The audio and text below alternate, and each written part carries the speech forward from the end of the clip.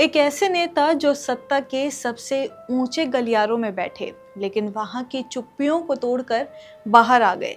जो पहले नरेंद्र मोदी का खुला समर्थन करते थे लेकिन फिर वही शख्स मोदी सरकार के सबसे बड़े आलोचक बन गए।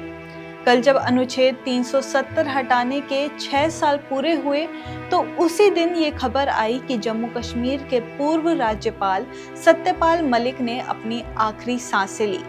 आइए आज की इस वीडियो में जानते हैं कि कौन थे सत्यपाल मलिक, कैसे एक छोटे से गांव का लड़का पहले छात्र नेता बना, फिर राज्यपाल और फिर देश की सत्ता से टकरा गया।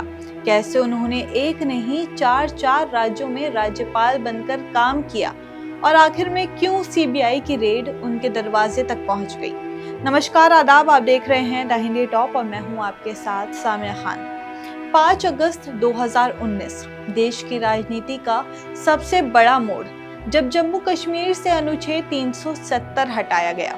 कल उसी फैसले को 6 साल पूरे हुए और एक और बड़ी खबर आई। उसी वक्त जम्मू कश्मीर के पूर्व राज्यपाल सत्यपाल मलिक अब हमारे बीच नहीं रहे। उन्होंने मंगलवार को दिल्ली के राम मनोहर लोहिया अस्पताल में आखिरी सांस ली। किडनी की बीमारी से जूझ रहे मलिक पिछले कुछ समय से अस्पताल में ही भर्ती थे।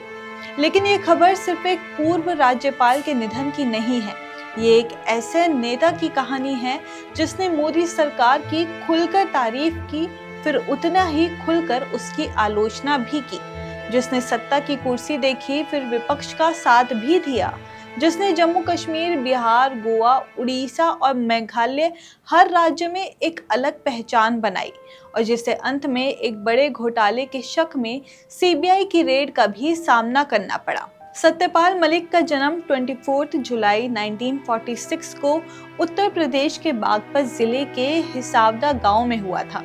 एक साधारण जाट परिवार से आने वाले मलिक ने मेरठ यूनिवर्सिटी से ग्रेजुएशन की और फिर कानून यानी कि एलएलबी की पढ़ाई की। यहीं से उनका राजनीतिक सफर शुरू हुआ। 1968 से 1969 में वो मेरठ विश्वविद्यालय के छात्र संघ अध्यक्ष चुने गए। यहीं से उन्होंने राजनीति में कदम रखा और फिर कभी पीछे मुड़कर नहीं देखा। मलिक पहली बार 1974 में उत्तर प्रदेश विधानसभा के सदस्य बने। इसके बाद 1980 और 1986 के बीच वो 2 बार राज्यसभा के सदस्य रहे। 1989 में वो जनता दल की टिकट पर अलीगढ़ से लोकसभा चुनाव जीते और संसद पहुंचे। 1990 में उन्होंने केंद्र सरकार में संसदीय कार्य और पर्यटन मंत्रालय में राज्य मंत्री बनाया गया, लेकिन उनके राजनीतिक विचार लगातार बदलते रहे। 1980 में वो लोकदल में थे, फिर 1984 में कांग्रेस में शामिल हो गए, लेकिन बोफोर्स घोटाले के बाद 1987 में कांग्रेस छोड़ दी और वीपी सिंह के साथ जुड़ गए। मोदी सरकार ने उन्हें भूमि अधिग्रहण बिल पर बनी संसदीय समिति का प्रमुख बनाया, जिसने सरकार के बिल को चुनौती दी और बदलाव की सिफारिश की। इसके बाद 2017 में उन्हें बिहार का राज्यपाल बनाया गया और कुछ ही महीनों बाद 2018 में उन्हें जम्मू कश्मीर भेजा गया। उनके कार्यकाल में ही 5 अगस्त 2019 को अनुच्छेद 370 हटाया गया और फिर राज्य को 2 केंद्र शासित प्रदेशों जम्मू कश्मीर और लद्दाख में बांट दिया गया। इस फैसले से मलिक का नाम इतिहास में दर्ज हो गया। उस समय उन्होंने खुलकर मोदी सरकार की तारीफ की और उसे साहसी निर्णय बताया। जैसे ही उन्हें जम्मू कश्मीर से गोवा ट्रांसफर किया गया, उनका रुख बदलने लगा। गोवा और फिर मेघालय के राज्यपाल रहते हुए उन्होंने कई बार मोदी सरकार की आलोचना की। असल में सत्यपाल मलिक लंबे समय तक बीजेपी में एक वफादार नेता के रूप में रहे, लेकिन जब उनकी जम्मू कश्मीर के राज्यपाल वाली सेवाएं समाप्त हुई, उनकी तरफ से कुछ ऐसे दावे किए गए कि प्रधानमंत्री नरेंद्र मोदी और गृह मंत्री अमित शाह के साथ उनके रिश्ते बिगड़ने लगे। सत्यपाल मलिक का एक इंटरव्यू भी काफी विवादों में रहा था। उस इंटरव्यू में पहली बार बीजेपी के ही किसी दिग्गज नेता ने सीधे सीधे प्रधानमंत्री नरेंद्र मोदी को निशाने पर लिया। बात भी ऐसी बोली गई जिस पर जमकर बवाल हुआ और विपक्ष ने इसे बड़ा मुद्दा भी बनाया। सत्यपाल मलिक ने दावा कर दिया था कि सीआरपीएफ ने अपने लिए एयरक्राफ्ट की मांग की थी। तर्क भी दिया गया था कि काफिला काफी बड़ा है और रोड से ले जाना सुरक्षित नहीं होगा। लेकिन सत्यपाल मलिक के मुताबिक गृह मंत्रालय ने सीआरपीएफ की इस मांग को नहीं माना। उस इंटरव्यू में सत्यपाल मलिक ने यह भी कहा था कि अगर सीआरपीएफ उनके एयरक्राफ्ट मांगती तो वो किसी भी तरह उसका इंतजाम करते। सत्यपाल मलिक ने प्रधानमंत्री नरेंद्र मोदी पर भी सीधा निशाना साधा। उन्होंने कहा कि उस हमले के बाद तुरंत मैंने पीएम मोदी को फोन किया। उस समय वो जिम कॉर्बेट पार्क में थे। मैंने प्रधानमंत्री से बोला था कि हमारी गलती की वजह से हमला हुआ, लेकिन उन्होंने मुझे साफ कहा कि तुम चुप रहो और किसी से कुछ मत कहना। बता दें कि सत्यपाल मलिक ने किसानों के आंदोलन का भी खुलकर समर्थन किया। केंद्र सरकार ने जब 3 कृषि कानून पारित किए तो उस दौरान ही किसान आंदोलन हुआ था। किसानों ने मोदी सरकार के खिलाफ मोर्चा खोल दिया था। उस वक्त भी सत्यपाल मलिक पद पर थे, लेकिन समय समय पर कृषि कानून को लेकर मोदी सरकार की आलोचना कर देते थे।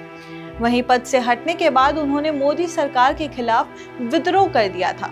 2022 में उन्होंने कहा कि वो रालोद और सपा का समर्थन करेंगे।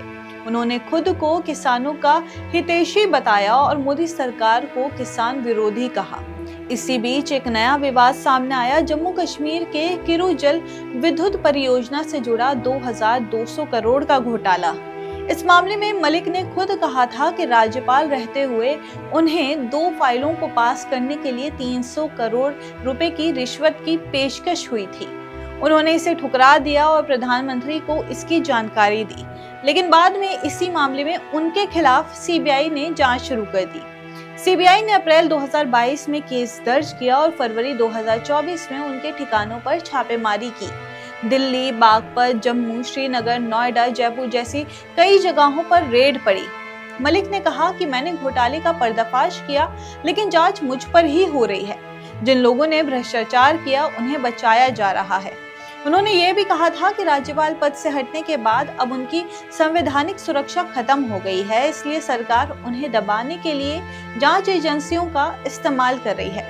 सत्यपाल मलिक धीरे धीरे एक ऐसे नेता बन गए थे जो सत्ता से सवाल पूछ रहे थे। एक ऐसा चेहरा जो कभी मोदी के साथ था, लेकिन फिर उन्हीं के खिलाफ खड़ा हो गया।